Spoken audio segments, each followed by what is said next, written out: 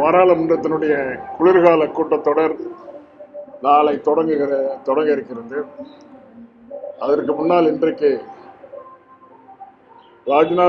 மாண்புமிகு ராஜ்நாத் சிங் அவருடைய தலைமையில் பாராளுமன்றத்தினுடைய அமைச்சர்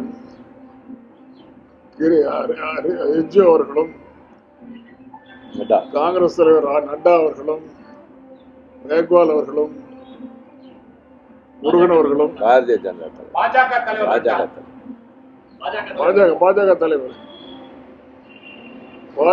தலைவர் நட்டா அவர்களும் பாராளுமன்ற விவகாரத்தினுடைய அமைச்சர் ரிஜ்ஜு அவர்களும் நம்முடைய தமிழகத்தை சார்ந்த முருகன் அவர்களும் மேக்வால் அவர்களும் கலந்து கொண்ட அந்த நிகழ்ச்சியில் பாராளுமன்ற மேலவை சார்பில் அவருடைய குழு தலைவராக இருக்கின்ற தம்பி திருச்சி சிவா அவர்களும் லோக்சபாவுடைய குழு தலைவராக இருக்கின்ற நானும் நிகழ்ச்சியிலே கலந்து கொண்டு தலைவர் தளபதி அவர்களுடைய ஆணைக்கிணங்க என்னென்ன பிரச்சனைகள் குறித்து இந்த குளிர்கால கூட்டத்தில் பாராளுமன்றத்தில் எடுத்து வைத்து ஆளும் கட்சியினரிடம் அமைச்சர்களிடம் பதில்களை பெற வேண்டும், எந்த அளவுக்கு அவர்கள் தமிழகத்திற்கு வஞ்சித்திருக்கிறார்கள் என்பதை பற்றியெல்லாம் எடுத்துச் சொல்ல வேண்டும் என்று சொன்னதன் விளைவாக நேற்று பாராளுமன்ற உறுப்பினருடைய கூட்டம் சென்னையில் நடந்தது. இன்றைக்கு இந்த நிகழ்ச்சியில் இருவரும் அந்த கருத்துக்களை எடுத்துச் சொல்லி வருகிற பாராளுமன்ற கூட்டத்தொடரில் நாளையிலிருந்து மிக மிக முக்கியமாக தமிழகத்தில் மட்டுமல்ல இந்தியாவில் இருக்கின்ற அனைத்து பல்வேறு மாநிலங்களில் எடுக்கப்படுகின்ற SIR பதிவுகள், ஸ்பெஷல் இன்டென்சிவ்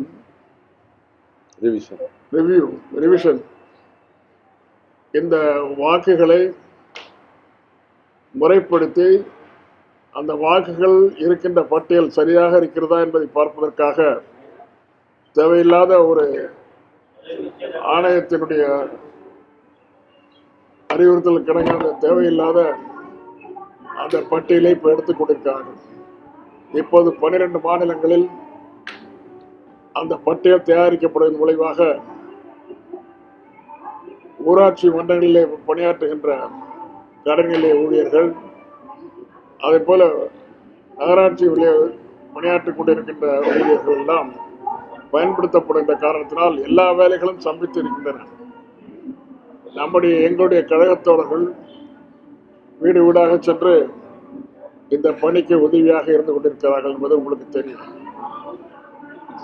இந்த SIR பணி, SIR நிறைவேற்றுவதிலே தேர்தல் கமிஷனுக்கு என்ற ஆர்வம் தேர்தல் முறையாக நடக்கிறதா என்பதை பார்ப்பதிலே இல்லை என்பதை நாங்கள் சொல்ல வேண்டியிருக்கிறோம்.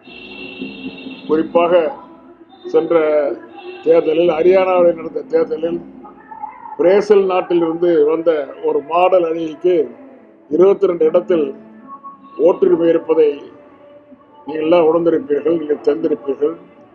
அப்படிப்பட்ட ஒழுங்கினங்கள் நடந்து கொண்டிருக்கின்றன.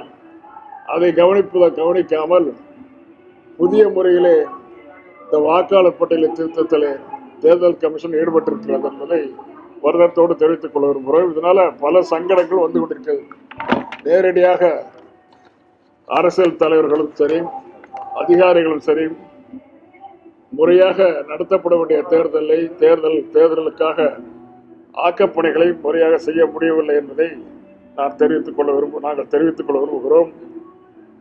தமிழ்நாட்டில் சில மாதங்களுக்கு முன்னால பெய்த மழை, அந்த மழை காரணமாக விவசாயிகள் மிகவும் பாதிக்கப்படுகிறார்கள். எப்படி என்றால், விவசாயிகள் விளைவித்த நெல் சாலை ஓரங்களிலும்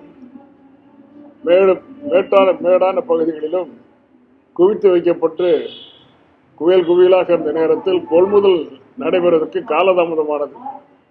ஆனால் கொள்முதல் ஒரே நேரத்தில் எல்லா இடத்திலும் கொள்முதல் செய்ய முடியாது. மழை பெய்த காரணத்தினால் அந்த நெல் முழுவதும் நனைந்து அதனுடைய ஈரப்பதம் அதிகமாகிவிட்டது. ஈரப்பதம் 17% கொடுக்கின்ற நிலை அரசாங்கம் கையாளுகிறது. ப்ரொக்யூர்மெண்ட் சமயத்தில் 17% தான் கொடுக்க முடியும்னு சொல்றாங்க. இல்லை 22% வேண்டும் என்று தமிழ்நாடு அரசு சார்பில் தலைவர் தளபதியார் அவர்களும் அதே போல பல்வேறு கட்சிகளுடைய தலைவர்களும் நம்முடைய தோழமை இயக்கங்களும் விவசாயிகளும் கேட்டுக்கொண்டதன் விளைவாக ஒன்றிய அரசு குழுக்களை அனுப்பியது. 3 தடவை குழுக்கள் இருந்தது. இந்த குழுக்கள் போய் ஒவ்வொரு இடமா பார்த்து அதன் என்ன ஈரப்பதம் இருக்கின்ற குவியல கொட்டு கிடக்கின்ற நெல்லை ஆய்வு செய்தார்கள். ஆய்வு செய்த பிறகு டெல்லிக்கு சென்றார்கள். டெல்லிக்கு சென்றவர்கள் இதுவரை சரியான பதிலை அவர்கள் சொல்லவில்லை. 17%-லிருந்து 22% வேண்டும் என்று கேட்டும் அவர்கள் இதுவரைக்கும் அதுக்கு பொறுப்பான பதிலை சொல்லவில்லை என்பதை வருத்தத்தோடு தெரிவித்துக் கொள்கிறோம். இது பாராளுமன்றத்திலே இது பற்றி கேள்வி எழுப்புவோம் என்றும் சொல்லிக்கொள்ள. அடுத்து மகாத்மா காந்தி வேலைவாய்ப்பு திட்டம் 100 நாள் வேலை திட்டம் வந்து நம்ம கிராமப்புறத்துல தான் சொல்லுவோம். 100 நாள் வேலை திட்டம் மன்மோகன் சிங் அவர்கள் மிக மிக முக்கியமாக ஏழைகளுடைய பசியை தீர்ப்பதற்காக அவர்களுக்கு ஏதாவது ஒரு வேலை கொடுத்து அவர்களுக்கு ஊதியம் வழங்க வேண்டும் என்ற நல்ல உயரிய நோக்கத்தோடு அது பிளாக்ஷிப் ப்ரோக்ராம், அந்த ஆட்சியினுடைய பிளாக்ஷிப் ப்ரோக்ராம் என்றே சொல்லலாம். அந்த திட்டத்தில் என்ன நடந்து கொண்டிருக்கிறது? 6 மாசமா பணமே அனுப்பல. ஒன்றிய அரசு மாநிலங்களுக்கு அனுப்ப வேண்டிய தொகையை இதுவரை அனுப்பவில்லை, நிதி அனுப்பவிடவில்லை. குறிப்பாக இன்றைக்கு 12 கோடி மேன்டேஸ் மனித நாட்கள் தான் தமிழகத்திற்கு வாய்ப்பளிக்கப்படுகிறது. 12 கோடி மனித நாட்கள். ஆனால் தேவைப்படுவதும் 30 கோடி மனித நாட்களுடைய தேவை எங்களுக்கு வேண்டும் என்று அரசாங்கம் சொல்லியிருக்கிறது. தலைவர் தளபதி அவர்கள் சொல்லியிருக்கிறார்கள். பாராளுமன்றத்தினுடைய உறுப்பினர்கள்லாம் சொல்லிக் கொண்டிருக்கிறார்கள். இதுவரை அதில் ஒன்றும் எந்தவித பிரச்சனையும் தீர்க்கப்படாமலே போய்கொண்டிருக்கிறது. அது மட்டுமல்ல 1200 கோடி தமிழகத்துக்கு பாக்கி இருக்குது. இந்த 1200 கோடி அவர்கள் கொடுத்தாக வேண்டும். இதற்கெல்லாம் பிரச்சனைகளை பாராளுமன்றத்தில் எழுப்போம் என்று சொல்லிக்கொள்ள விரும்புகிறோம்.